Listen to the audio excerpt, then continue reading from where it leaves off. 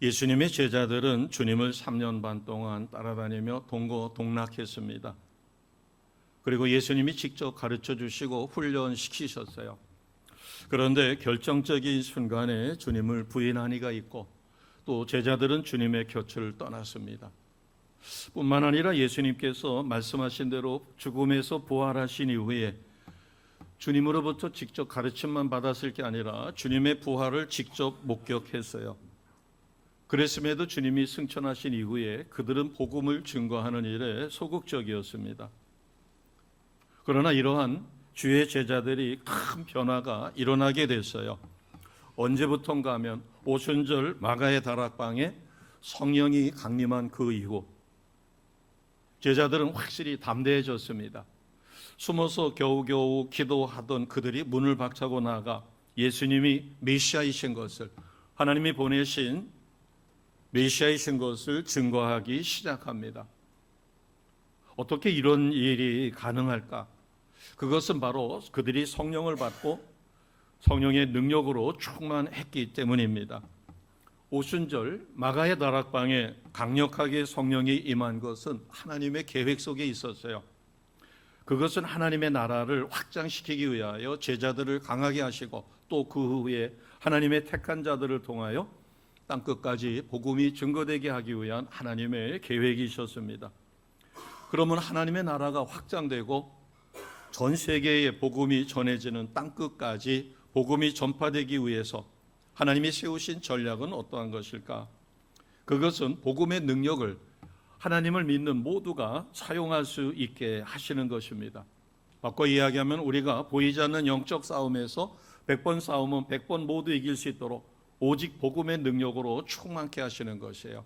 이런 능력을 덧입으시기를 주님의 이름으로 축복합니다. 아멘. 그러기 위해서는 훈련된 일꾼들을 세워야 합니다. 일꾼은 저절로 세워지는 것이 아니라 훈련된 일꾼이죠. 그러나 훈련된 일꾼이 적으면 예수님께서 직접 말씀하셨어요. 추수하는 주인에게 추수할 일꾼들을 보내달라고 기도하라. 그러면 아버지께서 추수할 일꾼을 보내신다. 이미 추수할 일꾼이 세워졌고 그럼에도 부족하면 이 땅은 추수할 때가 되었기 때문에 추수할 일꾼을 보내달라고 구하라. 그래야면 추수할 일꾼을 보내주신다고 약속해 주셨습니다. 그러면서 무엇보다도 성령의 능력을 덧입으라는 것이에요. 자, 이 말씀은 누가복음 24장 48절에서 49절 말씀입니다. 우리가 같이 담대히 선포하여 우리가 누릴 수 있기를 사모합니다. 같이 합니다. 너희는 이 모든 일의 증인이라. 볼지어다 내가 내 아버지께서 약속하신 것을 너희에게 보내리니 너희는 위로부터 능력으로 입혀질 때까지 이 성에 머물라 하시니라. 아멘. 자, 48절에 보면 너희는 이 모든 일의 증인이다. 우리가 그리스도의 증인입니다. 하나님의 메신저예요. 하나님의 동역자로 복음을 선포할 자입니다. 그래서 49절에 보면 아버지께서 약속하신 것을 너희에게 보내겠다. 즉 보혜사 성령을 보내시고 위로부터 능력이 입혀질 때까지 이 성에 머물라. 이 말씀에 순종했던 제자들 그리고 함께 그곳에 있었던 120여 명 모두가 강력한 성령의 기름 부으심과 성령의 능력을 덧입었습니다. 그래서 그들에게는 각기 은사가 생긴 것이에요. 그래서 고린도전서 12장 4절에서 9절에 보게 되면 9가지 은사를 주셨어요. 이 은사는 하나님의 일을 행할 때 나타나는 표적이요. 또 그를 통해서 많은 이들이 하나님 은혜에 사로잡히게 하실 것입니다. 우리가 은사자가 된다고 하는 것은 내가 예수의 이름으로 명령했었을 때 뭐 병이 낫고 기적이 일어나고 이것도 중요하지만 가장 큰 기쁨은 내가 주님 손에 붙들려 쓰임받는다는 사실입니다. 오늘 우리도 주의 손에 붙들려 예배자로 쓰임받고 있습니다. 그래서 우리 심령에는 내가 큰 일을 행하지 아니했더라도 우리를 예배자로 불러주신 하나님 앞에 내가 겸손히 나의 마음을 드릴 때 우리 심령에는 샘솟는 기쁨이 있습니다. 이와 같이 하나님이 주시는 능력, 이것은 모두에게 약속된 것인데 어떻게 우리가 이와 같은 성령의 능력을 받을 수 있을까? 가장 관건은 신실한 기도 생활이 필요합니다. 우리가 나의 유익만을 위해서가 아니라 하나님이 내게 주신 사명, 땅끝까지 복음을 증거하며 하나님 나라가 확장되는 일에 내가 쓰임받기 위하여 전심으로 기도하면 반드시 성령의 능력이 임합니다. 그래서 신실한 기도 생활이 필요하다. 그리고 우리가 지금까지 쌓아왔던 지식, 세상적인 경험, 세상적인 가치관, 이것으로 해봐도 안 된 것을 체험합니다. 그래서 이제는 세상적인 방법이 아니라, 인간적인 수단이 아니라 오직 하나님의 방법으로 행하여 승리하시는 우리 모두가 될 것입니다. 오늘 4절 말씀은 하나님의 능력이 얼마나 중요한 것이며 필요한가 하는 것을 가르쳐 줍니다. 자, 4절 말씀 같이 선포합니다. 내 말과 내 전도함이 설득력 있는 지혜의 말로 아니하고 다만 성령의 나타나심과 능력으로 하여. 아멘. 우리가 믿음 생활을 무엇으로 할 것인가를 가르쳐주는 아주 귀한 규절이 4절이에요. 사도 바울은 고린도라는 지방에 오기 전에 아테네라고 하는 헬라 철학의 본산이죠. 그곳에서 복음을 전했어요. 그 헬라 지역에 있는, 아테네에 있는 사람들은 아주 헬라 지식이 출중할 뿐만 아니라 종교성이 강합니다. 그렇기 때문에 사도 바울은 자신이 가지고 있는 철학적인 것이라든가 헬라 사상에 입각해서 그들에게 복음을 전하되 설득을 시키려고 했어요. 그러나 결과는 참담했습니다. 그래서 고백한 것이 4절이에요. 내가 그곳에서 아테네에서 복음을 전했는데 나의 지식으로, 하나님이 주신 지혜로, 그래서 그들을 설득하려고 했었는데 처참하게 실패했다. 그래서 이제는 나는 내 말과 전도를 할 때 그와 같이 헬라 철학이라든가 사상으로 지혜 있는 말로 하지 않고 오직 복음의 능력으로만 복음을 전할 것이다. 그래서 다만 성령의 나타나심과 능력으로 전하겠다라고 고백하게 된 것입니다. 자, 오늘 바울의 이 말씀을 보게 되면 1절에 있는 것처럼 말과 지혜의 아름다운 것, 이것으로 복음을 전해받고 그들을 설득했지만 실패했다. 그래서 말과 지혜의 아름다움은 복음을 전하는데 도움이 안 된다라는 것입니다. 여기서 안 된다라고 하는 것은 전혀 100% 무익하다는 것은 아니에요. 그러나 많은 분들이 이렇게 이야기합니다. 목사님, 저는 말주변이 없어요. 말주변 가지고 복음을 전하는 것은 아닙니다. 제가 어느 집회에 참석을 했는데 거기는 훈련을 받은 다음에 반드시 전도를 하도록 돼 있어요. 근데 옆에 있었던 그 그룹의 멤버가 이 말더듬입니다. 그런데 돌아와서 이제 복음을 증거했고 그가 영접했다라고 하는 그 간증을 행할 때 다른 사람들은 거의 실패했는데 그 말더듬을 했던 그 중에서 그가 복음을 전도했고 영접까지 했다라고 하는 것을 간증하는데 들을 때 답답하죠. 말을 많이 더듬으니까. 그런데도 말을 유창하게 하는 거기 목회자들도 있었고 그럼에도 그들보다도 하나님은 말더듬하는 그런 일을 통하여 복음을 영접하는 놀라운 일을 행하심을 보고 오늘 1절 말씀이 참으로 그렇다라는 것입니다. 4절 말씀에 보면 바울은 뼈저린 전도의 실패 고백을 해요. 그런가 하면 3절 말씀에 보면 내가 너희 가운데 거할 때, 너희 가운데 거할 때는 고린도라는 지방에서 복음을 전할 때 사도 바울은 자신만만했지만 이 고린도라고 하는 교회가 발달한 항구 도시입니다. 물질이 풍부해요. 그리고 낮은 윤리의식을 갖고 온갖 범죄의 온상입니다. 수많은 우상을 숭배해요. 제가 서울 사랑의 교회에 그 제자훈련 현장 실습으로 해서 갔었을 때 궁금한 게 있었어요.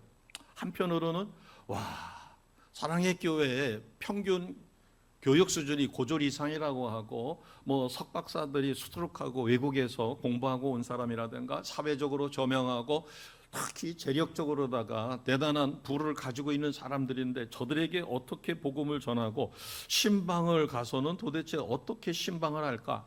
좀 주눅드는 부분이 있었어요. 사도 바울이 그런 마음을 가졌다는 겁니다. 그러니까 자신감조차도 성령의 강력한 기름 부으심과 성령의 능력 없이는 그 자신감이 복음을 전하는데 열매 맺는 것에 큰 유익이 아니라는 것이에요. 그러면서 바울은 이제 역으로 이야기합니다. 그러면 하나님 나라가 확장되는 일에, 우리가 온전한 믿음 생활을 하여 영혼을 구원하는 일에 가장 유익하게 쓰임받는 것은 딱 두 가지라는 겁니다. 첫째는 복음 자체고, 또 하나는 성령의 나타나심과 능력이라는 것이에요. 자, 2절을 보겠습니다. 2절 같이 갑니다. 내가 너희 중에서 예수 그리스도와 그의 십자가에 못 박히신 것 외에는 아무것도 알지 아니하기로 작정하였습니다. 아멘. 자, 2절 말씀에 보면 예수 그리스도와 그가 십자가에 못 박힌 것, 이것을 통틀어서 우리는 복음 이렇게 이야기합니다.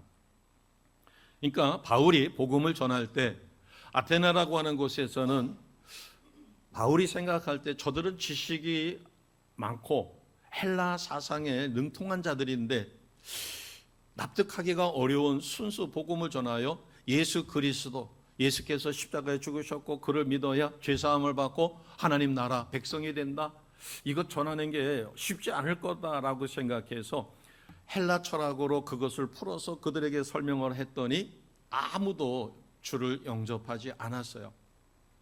그래서 예수 그리스도와 그가 십자가에 못 박힌 것 외에는 2절에 아무것도 알지 않기를 작정했다.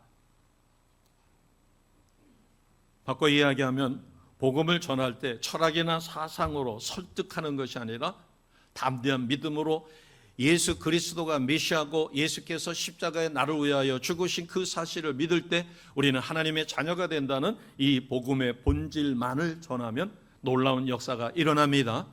전도의 열매 맺는 것은 내 힘이 아니라 하나님의 능력이기 때문에 그래요. 자, 베드로 사도는 그 주변 사람들이 이미 알고 있듯이 베드로는 배움이 적은 사람입니다. 갈릴리의 어부 출신이죠. 학식이 많은 자가 아니었고 세상적인 명망이 높아서 베드로가 말을 할 때 하고 존경받을 만한 인물이 아니었어요. 그런데 예수님을 십자가에 못 박으라고 빌라도 총독에게 압력을 가했던 그 폭도들 앞에 베드로는 담대하게 복음을 전합니다. 핵심은 그것이에요. 너희가 십자가에 못 박은 예수가 하나님이 보내신 메시아다. 그리고 그분이 십자가에 나의 죄를 대속했다는 사실을 믿어야만 구원받을 수 있다라고 담대하게 복음을 선포합니다. 우리가 상식으로 하면 예수까지도 십자가에 못 박으라 해서 빌라도 총독을 압력을 가해가지고 총독이 어쩔 수 없이 밀란이 일어날까봐, 반란이 일어날까봐 겁이 나서 자기 정치적인 생명 때문에 그렇게 망설였던 예수를 십자가에 못 박도록 내줬잖아요. 그렇던 폭도들 앞에 너희가 십자가에 못 박여 죽인 그분이 바로 메시아다, 하나님이 보낸 구원자라는 겁니다. 그리고 그분을 믿어야만 구원받을 수 있다라고 할 때 그 강팍했던 폭도들 마음이 열리고 그들이 가슴을 치며 회개하고 그날 현장에서 남자들만 회개하고 예수 믿은 사람이 3,000명이나 되었다. 성경의 기록이죠. 이것이 바로 복음의 능력입니다. 이런 능력을 소유하시기를 주님의 이름으로 축복합니다. 사도 바울은 빌립보에서 복음을 전하다가 하도 귀찮게 하는 점치는 여종이 따라와서 꾸짖었더니 그에게 실렸던 귀신이 도망을 갔어요. 그 일로 인하여 억울하게 감옥에 갇혔습니다. 그냥 갇힌 것만 아니라 채찍으로 매를 맞아 온몸이 굴신할 수 없을 때 한밤중에 바울과 실라를 깨워 성령의 충만한 은혜 가운데 그가 찬양하고 기도했더니 옥문이 열리고 난리가 났습니다. 그때 빌립보 간수가 죄수들이 다 도망친 것을 보고 자기 스스로 자결하려 할 때 그를 말렸고, 다른 죄수들은 다 도망을 쳤는데 도망을 칠 수 있는 충분한 여건이 이루어졌는데 내일 사형 집행 당할 수 있는 두 죄수가 도망치지 않고 자기를 기다리고 있었다라는 느낌, 그리고 자기가 자결하면 도망치기가 더 좋잖아요. 그런데 그것을 말리고, 그렇게 해서 그가 감동받아 내가 어떻게 해야 구원을 받겠느냐, 그래서 주 예수를 믿으라. 그리하여 그가 예수 믿고 그의 집으로 초청하여 그 집 식구 전부가 예수를 영접합니다. 이게 빌립보 교회가 개척되는 과정이에요.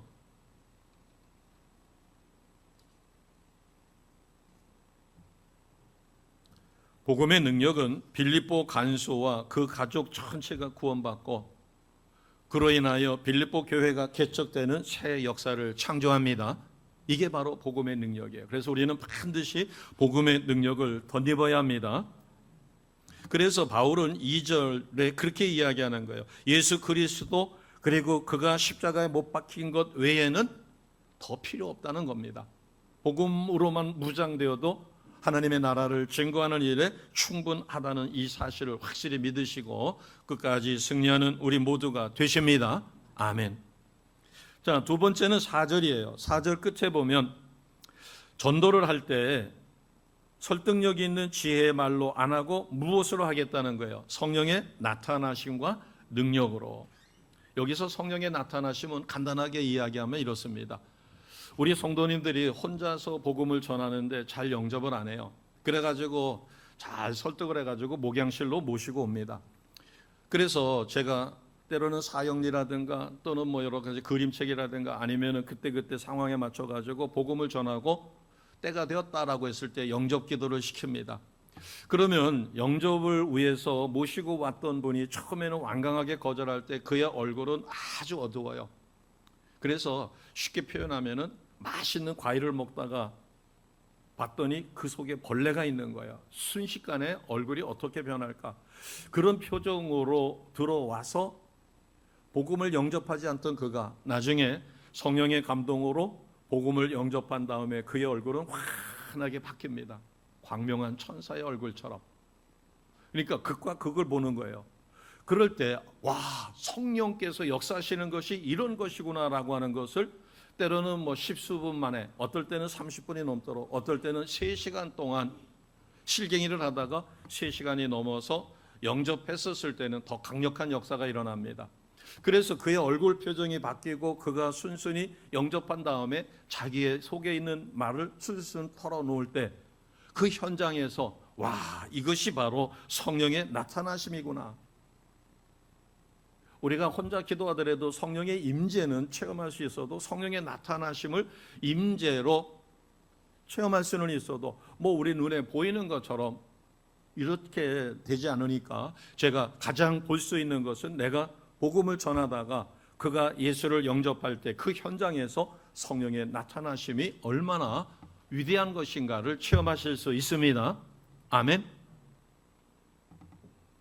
세상에 믿지 않는 사람들 또 믿음이 적은 성도들은 이와 같은 성령의 능력을 온전히 믿지 못합니다. 그래서 고린도전서 1장 18절은 이렇게 우리에게 말씀하십니다. 고린도전서 1장 18절 같이 합니다. 십자가의 도가 멸망하는 자들에게는 미련한 것이요 구원을 받은 우리에게는 하나님의 능력이라. 아멘. 우리는 이미 하나님의 능력인 것을 체험했습니다.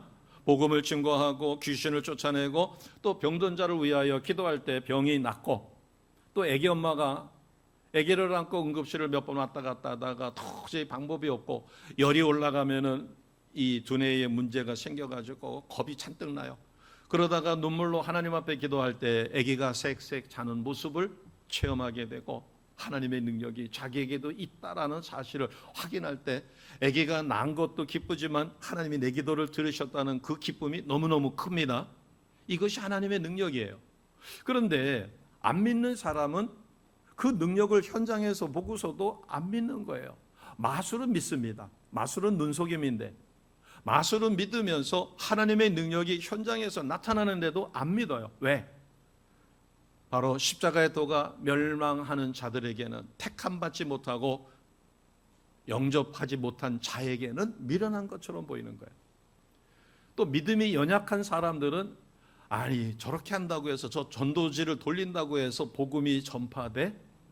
특히 할머니들이 꾸부정해가지고 가방에다가 복음지 들고 다니면서 말도 없이 복음지를 건네줄 때 저렇게 복음 전하는 미련한 방법으로 영혼 구원을 할 수 있을까? 믿음이 약하거나 믿음이 없으면 그렇게 이야기할 수밖에 없어요. 그러나 놀라운 사실은 그들이 전하는 전도지가 능력이 있고 그들이 능력이 있어서가 아니라 그것을 통하여 하나님이 역사하시면 복음의 열매가 맺힙니다. 우리가 전하는 붕어빵이 무슨 능력이 있어요? 우리가 전하는 건빵이 무슨 능력이 있어요? 그러나 그것을 통하여 하나님은 때가 되어 적당한 사람을 만났을 때 그것이 계기가 되어 하나님의 능력에 사로잡힙니다. 꾸부정한 할머니들이 길거리에서 전한 전도지 차마 그 성의를 생각해서 버릴 수가 없어가지고 가지고 있다가 집에 어느 곳에 방치를 했는데 어느 날 갑자기 생각이 나서 그 전도지를 보다가 감동이 돼서 예수를 영접하는 사람도 있습니다. 나중에 그가 간증하는 거죠. 길거리에서 복음을 전하던 할머니가 전한 전도 쪽지가 자기를 구원했다고. 자, 이것이 왜 십자가의 도가 멸망하는 자에게는 미련한 것이요 우리에게는 하나님의 능력이 될까? 이것을 설명하는 게 고린도전서 2장 14절입니다. 자, 같이 하겠습니다. 육에 속한 사람은 하나님의 성령의 일을 받지 아니하나니 이는 그것들이 그에게는 어리석게 보이며 또 그는 그것들을 알 수도 없나니 그러한 일은 영적으로 분별되기 때문이라. 아멘. 예수 믿지 않고 예수를 거절하거나 이런 사람을 우리는 육에 속한 사람이라고 합니다. 그러면 예수님을 영접하여 내가 거듭났으니까 나는 어디에 속한 사람이에요? 영에 속한 사람입니다. 같이 봅니다. 나는 영에 속한 사람이다. 자, 영에 속한 자는 하나님의 능력을 알아요. 왜? 하나님과 코드가 맞으니까. 우리가 휴대폰을 쓸 수 있다는 것은 휴대폰이 송신소를 세워놓고 거기에서 주파수가 맞기 때문에 쓸 수 있는 거예요. 무전기하고 똑같습니다.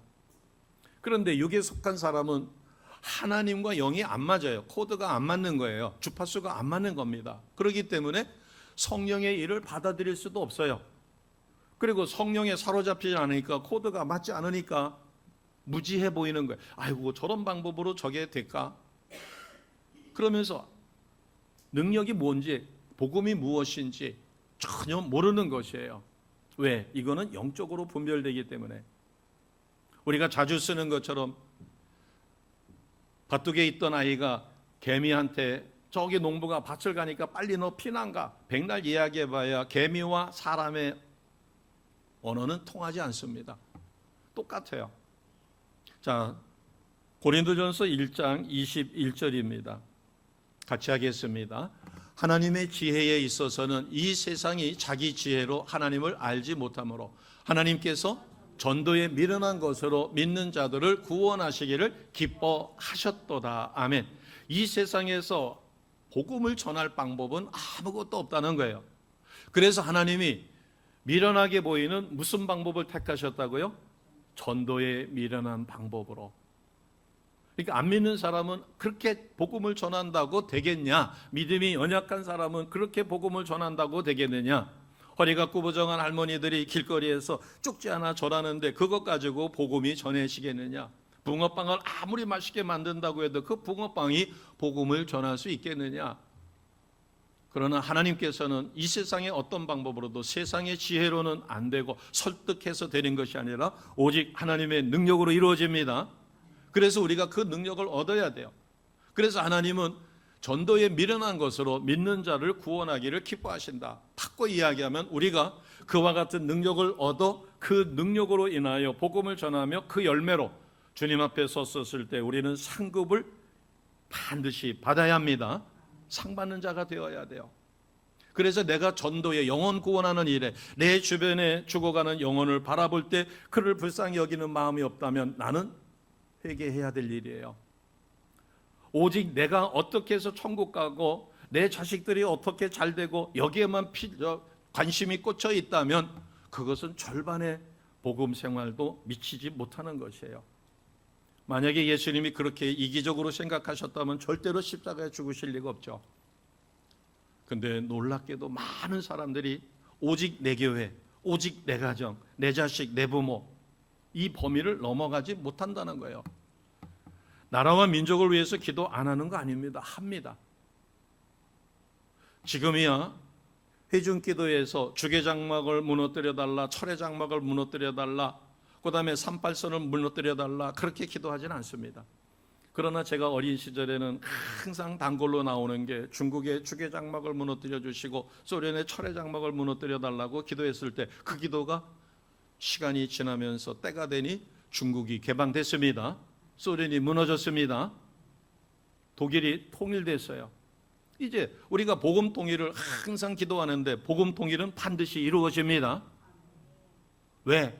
하나님이 때가 돼서 복음 통일이 이루어져 북한이 통일이 되어야만 이제 육로를 통하여 북방 선교가 이루어지기 때문에 그 일에 우리 모두가 쓰임을 받을 때가 반드시 옵니다.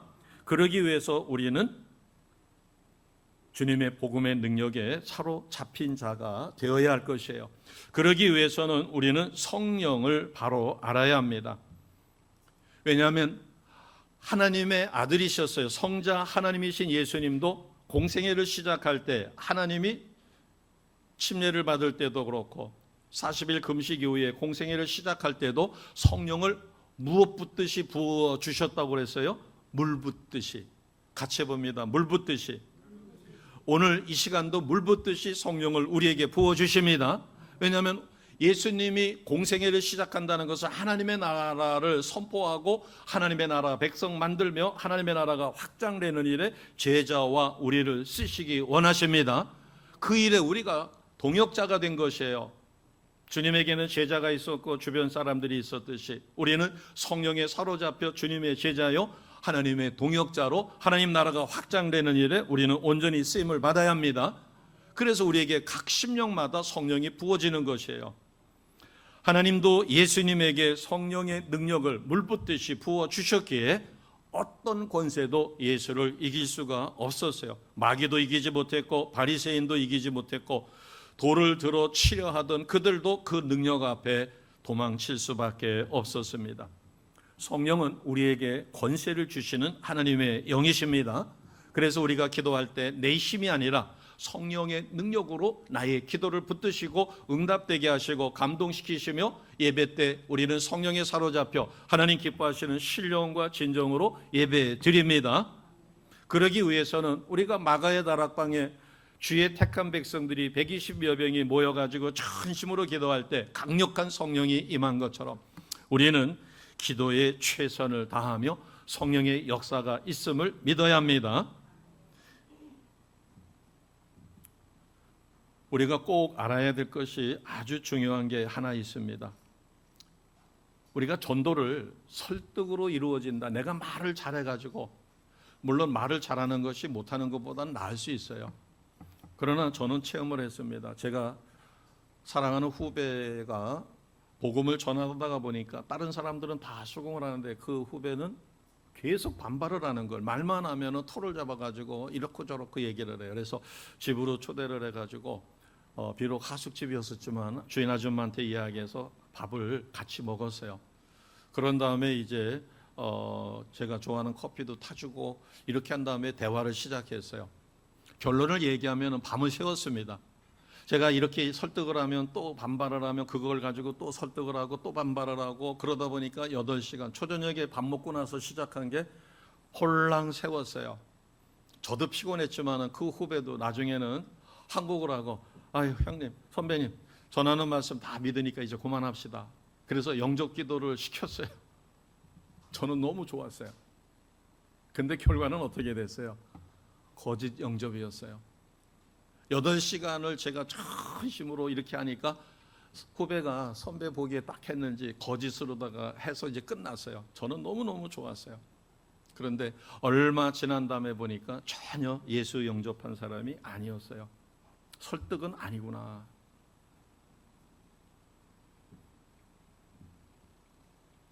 그래서 전도는 커뮤니케이션, 의사소통, 설득이 아니라 영적 전쟁입니다.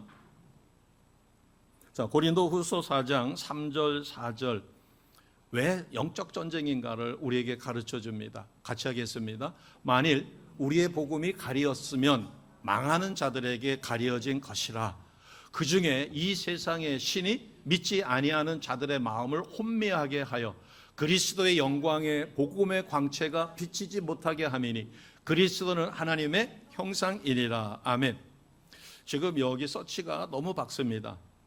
이거를 해주시는 분이 잘 해준다고 너무 밝은 걸로 해가지고 그래서 얼마 전에 간판을 와서 간판하시는 분이 서비스로 그 전등 끊어진 것을 바꿨어요. 한 20개 정도 가까이 들어가는 것 같은데 3개만 있더라고요. 근데 LED 전구가 얼마나 강한지 3개가 있는데도 간판이 그냥 훤하게 들어왔어요. 막상 열어보니까 3개만 남고 다 끊어졌어요. 그래서 전부를 갈아주었습니다. 그래서 이게 너무 밝은데 어떻게 하면 좋으냐니까 이거를 떼내고 약한 것으로 바꿔야 된다 그랬는데 지난번에 약한 것 갖다가 바꿔도 눈부심은 똑같아요. 그래서 우윳빛 이런 걸로 다 좀 차단하면 되지 않을까. 자, 제가 눈부시다 그러면 이렇게 손바닥으로 여기를 차단하면은 눈이 안 부십니다. 저는 이제 습관이 돼서 여기를 안 쳐다보니까 괜찮은데,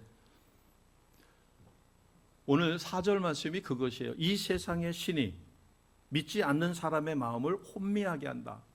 혼미하게 한다고 하는 것은 복음의 광채가 비춰야 되는데 그 빛을 차단하는 거예요. 빛을 차단하면 거기는 어둠이 되겠죠. 빛이 미치지 못하니까. 그러면 세상의 신을 우리가 뭐 마귀, 사탄, 귀신 이렇게 생각할 수도 있지만 그렇게 이야기하면 좀 동떨어집니다. 우리가 어려서부터 지금까지 계속 공부하고 있는 것은 세상 지식이에요. 세상 지식을 통해 가지고 세상 지식만 가지고 있는 사람은 2000년 전에 이 땅에 오신 예수가 나의 죄를 위하여 십자가에 죽으셨다. 믿을 수 있어요? 없어요? 못 믿어요. 아니 그 2000년 전에 와서 죽은 예수가 나하고 무슨 상관이 있느냐. 그 다음에 내가 왜 태어날 때 원죄라는 게 나는 선하게 살았고 지금까지 누구에게 손가락질도 받지 않고 누구를 악하게 한 적이 없는데 나는 선하게 살았는데 왜 내가 죄인이냐. 지식으로는 납득이 안 됩니다.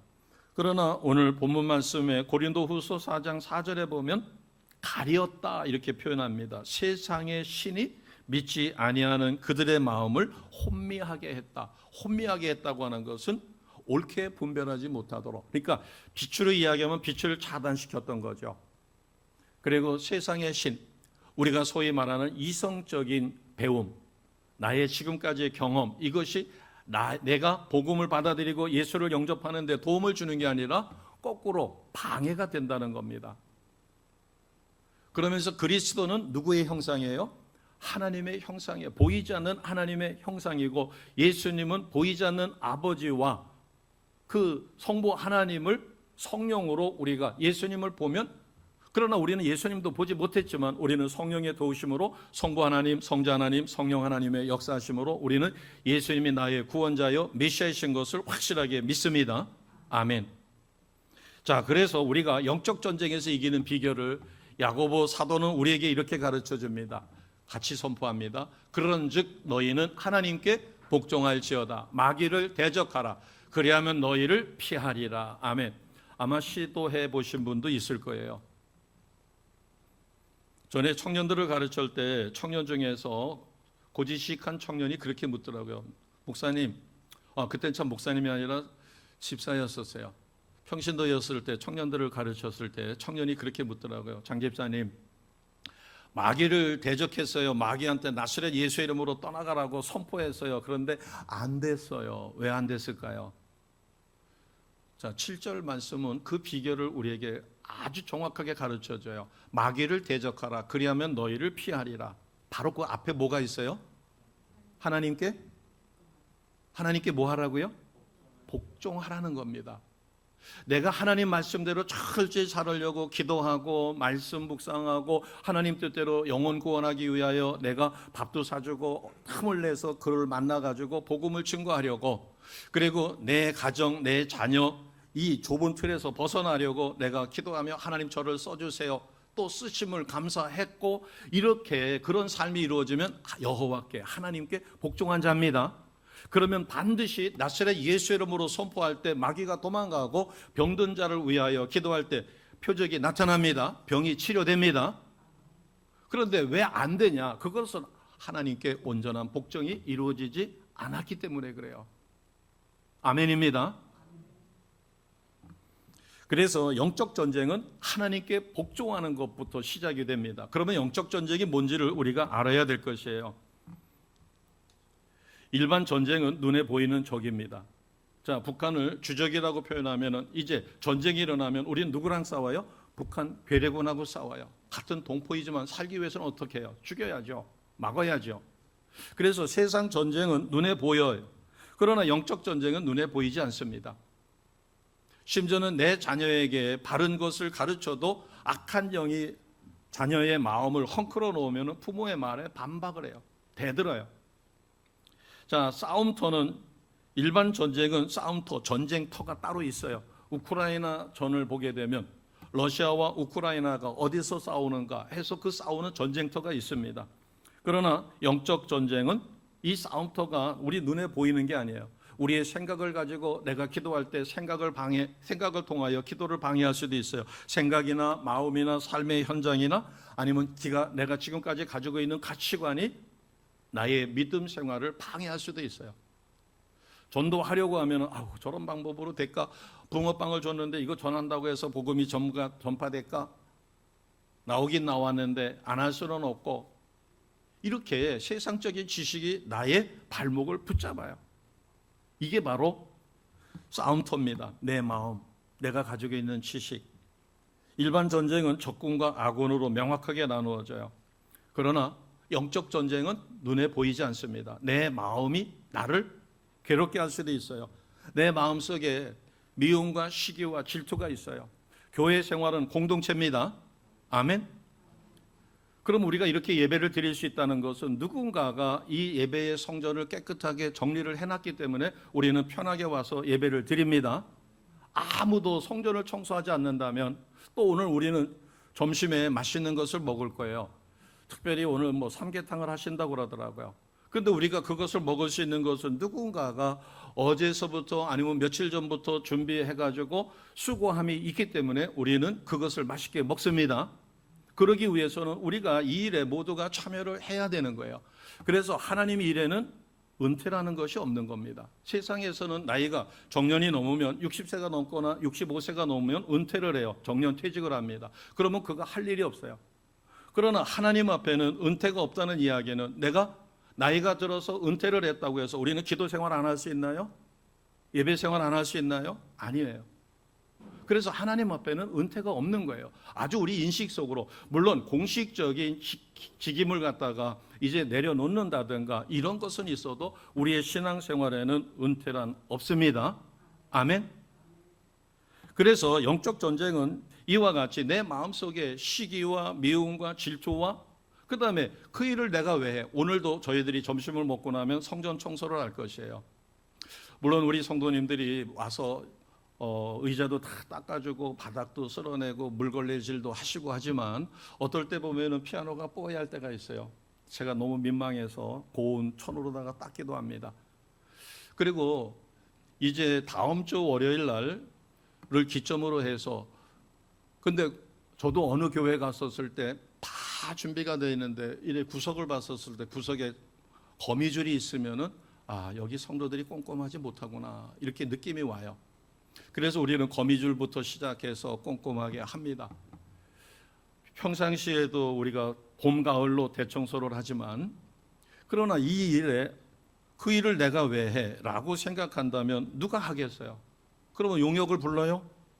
교회 청소하는데 거미줄 제거하는데 용역을 부를까요?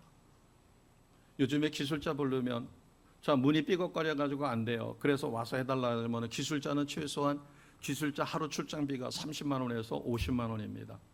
와서 별다른 거 하지 않아도, 물론 교회를 섬기기 위해서 와서 해줘도 하나 부속 갈아주면 20-30만 원은 받아야 돼요.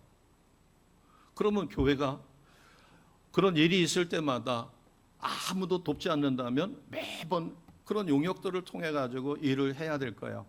그럼 우리가 점심을 먹기 위해서 뷔페 하시는 분들을 초청해 가지고 뷔페로 차려놓으면 우리가 가서 먹는다. 하나님의 교회가 과연 그것이 옳을까? 제가 전에 학교에 있었을 때 학부형들이 내 자식 대학 보내야 되니까 우리가 돈 내서 용역에다가 청소를 맡길 테니까 아이들 청소시키지 말라 그랬어요. 그때 그 문제를 가지고 직원 회의를 열었습니다. 어떻게 할 것인가? 근데 나이 많은 선생님이 좋은 말씀을 하시더라고요. 학교는 학원이 아닙니다. 학원 같으면 아이들이 청소할 필요가 없어요. 왜? 비싼 돈 내고서는 와서 그 짧은 시간에 공부를 하는데 언제 청소를 해요? 그러나 학교는 인격을 도량합니다. 그렇기 때문에 청소라든가 굳은 일을 통하여 협동도 배우고, 또 남녀공학이니까 여학생이 힘이 부족하면은 쓰레기통이 무거우니까 남학생한테 부탁할 때 내가 빵 사줄게, 너 이것 좀 도와줘. 그래가지고 잘 돼요. 남녀 공학을 하니까 남자 학생만 있었을 때는 머리도 안 감고 손톱을 하질 않아 가지고 고등학생을 창피하게 손톱 검사까지 했어요. 왜냐하면 손톱을 안 하고 또 샤워도 제대로 안 할 뿐만 아니라 세수도 안 해가지고 목에 때가 있는 학생들이 있어요. 그런데 남녀 공학을 하니까 너무 도가 지나칠 정도로 세수도 하고 또는 지 누이 향수를 너무 많이 뿌려가지고 교실에 들어가면 향수가 진동을 해가지고 골이 아플 정도로 뿌리고 오더라고요. 이 영적 전쟁은 여러 가지 면에서 일어납니다. 세상 전쟁은 무기를 가지고 해요. 물론 하나님의 영적 전쟁도 무기가 있는데 무기가 세상 무기가 아니라 딱 두 가지입니다. 하나는 뭘까요? 말씀. 또 하나는 기도입니다. 그래서 기독교가 말씀과 기도의 두 날개로 날아오른다라고 하는 이유가, 그래서 우리는 말씀을 매일 묵상해야 합니다. 매일 암송해야 합니다. 그래서 우리가 때가 되면 성구 암송 대회를 가지려고 합니다. 왜? 성구를 암송하는 것은 굉장히 중요해요. 내가 위기에 처했을 때 떠오르는 것이 성구가 떠올랐을 때 그것을 붙잡고 기도하면 됩니다. 그러나 내가 어려움에 처했을 때 내가 어떤 환상 본 것을 가지고 붙들면 그 환상은 사탄도 역사할 수 있어요. 그러나 하나님의 말씀으로 우리가 감동받은 것을 부여잡을 때는 악한 영은 근접할 수가 절대 없습니다. 그래서 우리는 말씀과 기도로 이게 영적 무기가 되는 거예요. 자, 에베소서 6장 12절입니다. 같이 하겠습니다. 에베소서 6장 12절 같이 합니다. 우리의 씨름은 혈과 육을 상대하는 것이 아니요 통치자들과 권세들과 이 어둠의 세상 주관자들과 하늘에 있는 악의 영들을 상대함이라. 아멘. 그래서 우리가 어떻게 해야 될까? 그 방법이 에베소서 6장 18절입니다. 에베소서 6장 18절 같이 갑니다. 모든 기도와 간구를 하되 항상 성령 안에서 기도하고 이를 위하여 깨어 구하기를 항상 힘쓰며 여러 성도를 위하여 구하라. 아멘. 무엇으로다가 이 영적 전쟁에서 승리하라고요? 기도와 간구입니다. 여기서의 기도는 굳이 구별을 한다면 예수님이 우리에게 가르쳐 주신 주기도문의 앞부분이에요. 아버지 나라와 그 의를 위하여 구하는 것. 그 다음에 간구는 우리에게 필요한 것, 일용할 양식이라든가 우리가 필요한 것들이 여러 가지가 있죠. 이것을 간구해요. 그래서 모든 기도와 간구를 하되 어디서 기도해야 돼요? 성령 안에서, 성령의 역사 속에서 기도하고, 그리고 우리가 어떻게 해야 돼요? 항상 깨어서 기도해야 합니다. 아멘. 그래서 내일서부터 우리에게는 좋은 기회가 있어요. 라이자 베프티스트라고 해서 침례교회, 전국 침례교회 연합, 우리 국내만이 아니라 외국에서도 동참을 하죠. 그렇게 해서 하게 될 것입니다. 그래서 우리가 혼자서 행하는 것보다 우리가 지금 성경 말씀을 읽는 것을 그룹을 해서 톡으로다가 해가지고 하니까 지난번에 1독을 했죠. 그 다음에 지금 이제 2독째 도전하고 있습니다. 마찬가지로 합력해서 연합해서 매일 저녁에 모여가지고 시간도 길지 않습니다. 10시까지 10시간 10일 동안 이렇게 할 때 놀라운 성령의 폭발적 역사가 반드시 우리에게 주어질 것입니다.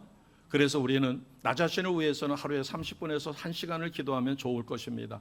그러나 내게 어떠한 직분을 주셨다면 우리는 최소한 몇 시간 이상 기도하셔야 돼요? 실제로 기도해 보면은 이름 하나하나 불러가며 자녀들 이름 부르고 내 목장 식구 이름 부르고 담임 목사와 교역자와 이런 것들을 위하여 이름 불러가며 기도하면 1시간 가지고 부족해요. 그러니까 1시간 이상 기도하게 돼요. 그 다음에 나라와 민족까지 위하여 하나님을 주신 사명 감당하기 위해서는 우리가 2시간에서 3시간 가까이 기도해야 합니다. 그럴 때 놀라운 역사가 일어납니다. 그 훈련을 내일서부터 시작해서 그 훈련을 통하여 성령의 나타나심과 능력으로 하나님 기뻐하시는 믿음 생활 하시기를 주님의 이름으로 축복합니다. 아멘. 기도드리겠습니다.